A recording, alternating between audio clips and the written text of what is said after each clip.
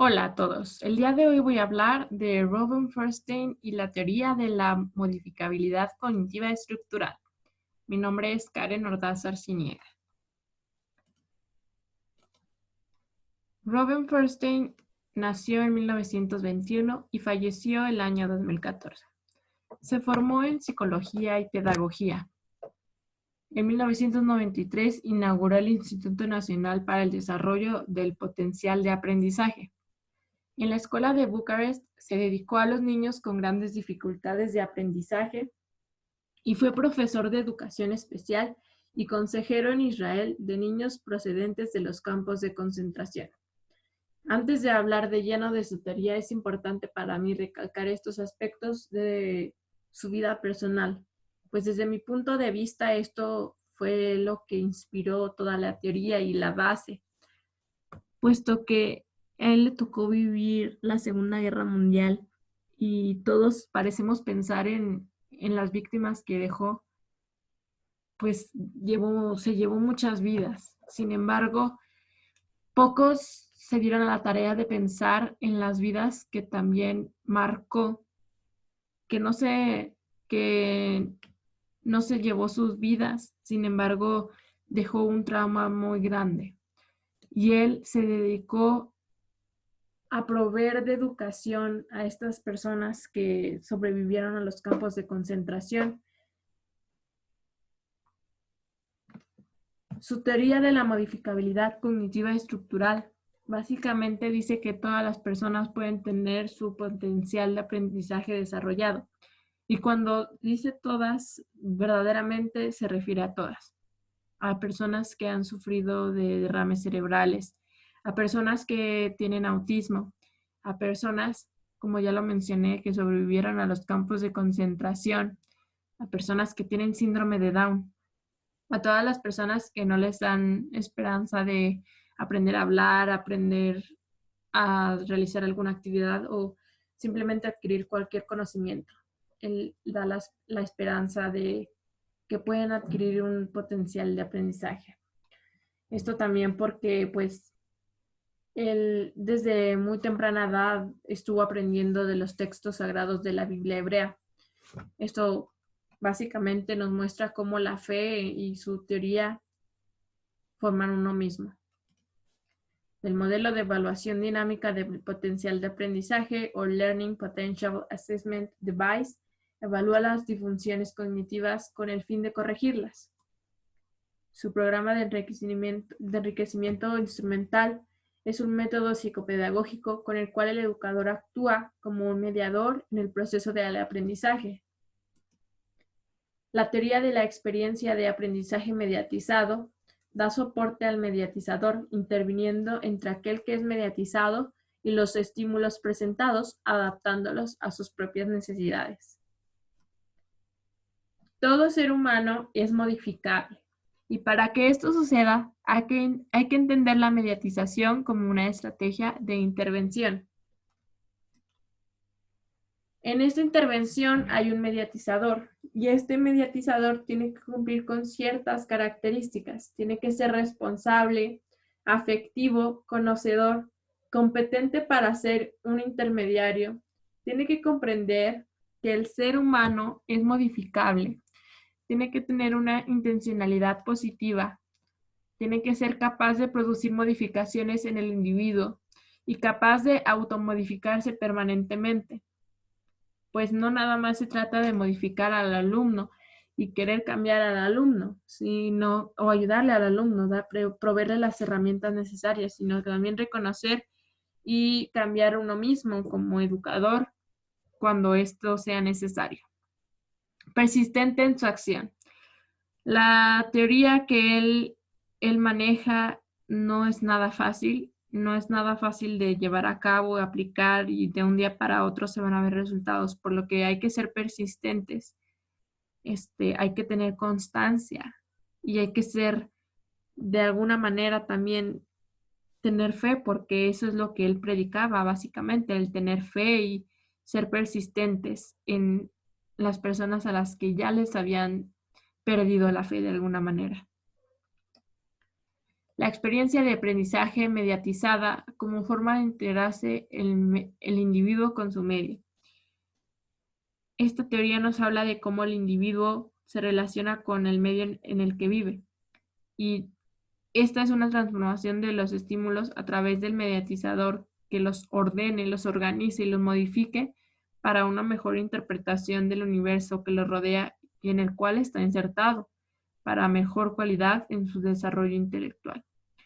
La persona mediatizadora es la encargada de básicamente traducir a elementos más simples que puedan ser absorbidos por sus alumnos para que entiendan el universo en el cual estamos, para que sea más fácil comprender el medio en el que viven. Para entender su teoría también hay que tener muy en cuenta que hay que comprender bien estos conceptos. Primero, la mediación. La mediación es el proceso por el cual se desarrolla esta interacción entre el individuo que tiene funciones cognitivas deficientes o insuficientes con otro que ya posee un conocimiento experimental para provocar modificaciones.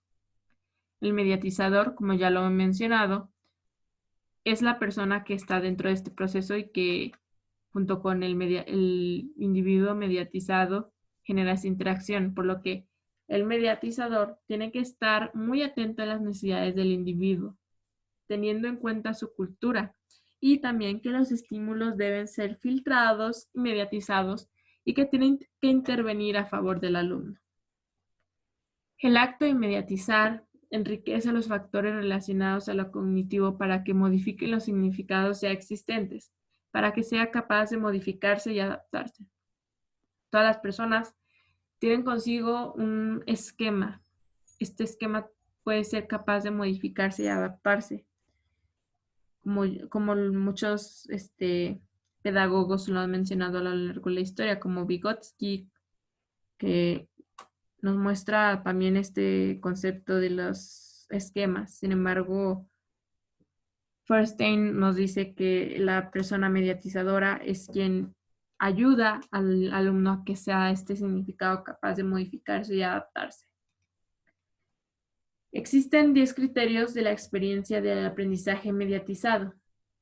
Estos criterios se tienen que cumplir para que el aprendizaje mediatizado se lleve y se desarrolle de una manera satisfactoria. Tenemos primero intencionalidad y reciprocidad. ¿Qué se refiere con esto? Que el mediatizador debe orientar la interacción hacia una meta concreta y con objetivos establecidos. A las respuestas provenientes de aquel que recibe la mediatización se le llama reciprocidad. El educador organiza los estímulos, enriqueciendo el ambiente de aprendizaje, provocando curiosidad y motivación. Cuando los alumnos están cansados o desinteresados, entonces es cuando no se está cumpliendo con este aspecto de la reciprocidad. No es recíproco. Puede que de parte del educador esté toda la motivación y toda la intención, pero si no es de los dos lados, entonces no se puede estar diciendo que se está cumpliendo con el objetivo porque no hay reciprocidad. Significado. Debe haber significado. ¿Por qué? Porque comprender cuál es la finalidad de una actividad o cuál es su relevancia para la persona que la realiza es importante, pues estimulará a preguntar y a emplear formas más profundas de resolver desafíos venideros. El alumno comprenderá mejor su medio ambiente, además que es esencial para quien desea poseer el conocimiento de algo. Trascendencia. El educador o mediatizador debe preocuparse de relacionar las actividades con contenidos previos o futuros, demostrar las relaciones que hay entre los contenidos a la actividad. Desarrolla en el niño una profunda comprensión del mundo, de cómo las cosas están interligadas. Además, la posibilidad de un vocabulario es importante para que facilite este ligazón de conceptos entre sí. Competencia. La competencia alcanza el desarrollo de la autoconfianza del alumno y le instiga hacia una buena postura mental, hacia un optimismo, automotivación y perseverancia. La motivación tiende a expandirse cuando se mediatiza el sentimiento de competencia del individuo. El educador necesita seleccionar un estímulo adecuado y materiales apropiados para que el alumno desarrolle este sentimiento de competencia y que lo motive a seguir y seguir y seguir. El objetivo es elevar la autoestima de su alumno, recompensar y aclarar cuando se está progresando. Autorregulación y control del comportamiento. El objetivo de esto es que se estimule y anime al alumno a responsabilizarse de su propio aprendizaje y por la conducta de su comportamiento. A través de la autodisciplina alcanzará el alumno mayor éxito cuando se requiera concentración. En actividades futuras requerirá de una concentración. ¿Cómo se va a lograr? A través de la autodisciplina. Se ve al alumno como aprendiz activo, independiente y autónomo. El educador o mediatizador anticipa las respuestas del alumno para reducir las condiciones de fallo del mismo. La participación. Se requiere de la participación porque las actividades realizadas en conjunto hace que las ideas y los sentimientos sean compartidos. Al participar hay una existencia de cooperación mutua recíproca. Además, también se desarrolla la empatía a través de la interacción social. El educador también tiene que introducir el aprendizaje cooperativo en todo lo que sea posible. Sin embargo, no se tiene que olvidar que esto debe suceder de una manera natural y de modo saludable. La individualización. El desarrollo autónomo de la persona y de su personalidad, reconociendo las diversas diferencias individuales, variadas habilidades, dones especiales y estilos distintos como factores heterogéneos positivos en el ser humano. Con la individualización se refiere a que se reconozcan las diferentes características de los demás, que todos somos diferentes, que cada quien tiene un don especial para respetarlas después, porque como dice aquí, respetar las características específicas intraindividuales, eso es lo que se provoca. El educador debe conocer el perfil de las funciones cognitivas de su alumno, para así proporcionarle actividades opcionales, respetando privacidad en ciertas áreas. Planificación de objetivos. Es muy importante que se planifiquen los objetivos para así obtener un aprendizaje en el alumno. Estos objetivos deben cumplir con ciertas características, deben ser intencionados y tienen que ser claros para que se alcancen de manera clara. El educador debe identificar qué es lo que pretende provocar en el alumno. Dependiendo de lo que se quiera lograr en el alumno, es la actividad que se va a realizar. Necesitan ser bien planeados, estructurados en el espacio, en el tiempo, y ser establecidos de acuerdo a la capacidad del alumno. Los objetivos tienen que tomar en cuenta diversas situaciones. Obviamente, si el tiempo lo permite, va a ser una actividad diferente a que si no lo permite. El espacio con el que se cuente también y obviamente la capacidad del alumno. Para los alumnos autistas y la planeación de las actividades que se lleve a cabo con ellos, es importante basarse en aquello que el alumno ya sabe y es capaz de hacer solo, para no generarle alguna ansiedad mayor ante lo desconocido. Hay que motivarlo hacia la búsqueda de posibles alternativas que lo ayuden a alcanzar la meta establecida. Además, debes sugerirle seguridad. Y por ningún motivo debemos olvidar que no somos muy diferentes a las personas que tienen autismo, pues ninguna persona desea realizar aquello que no comprende, que se muestre por encima de su capacidad o no les gusta. Desafío.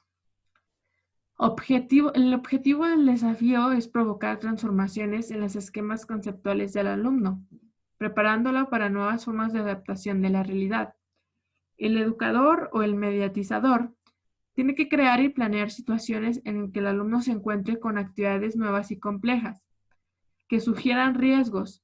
Estos riesgos se resumen en el miedo a equivocarse o fallar en el cumplimiento. Las actividades deben ser prácticas y con su nivel de complejidad de acuerdo a la capacidad del alumno. Hay que utilizar actividades menos comunes en clase, que muchas veces los docentes olvidan, que al último siempre recurren a las mismas actividades, lo cual no genera ningún desafío, ningún reto para el alumno. Y tampoco, al mismo tiempo, ninguna curiosidad ni motivación. La automodificación. Rechazo a toda forma de etiquetación intelectual, psíquica, física o emocional del individuo. Mantiene la creencia en la modificación de patrones vistos como disfuncionales de interacción. ¿Esto para qué? Para la inclusión del individuo en la sociedad. Se espera que todas las personas sometidas a la mediatización alcancen un nivel más avanzado que aquel que poseían anteriormente. Cuando sabemos que un alumno tiene una función cognitiva diferente o menor a los de los demás, esto no quiere decir que no podamos lograr un avance o que no sea capaz de desarrollar diferentes actividades, que no sea capaz de desarrollarse o de alcanzar un nivel más avanzado. No debemos hacer distinciones en esto. Todos debemos buscar el avance en todos los alumnos. Puede que el avance sea diferente, pero al fin y al cabo va a ser un avance. No podemos etiquetar y decir, este alumno no va a poder, este alumno sí va a poder.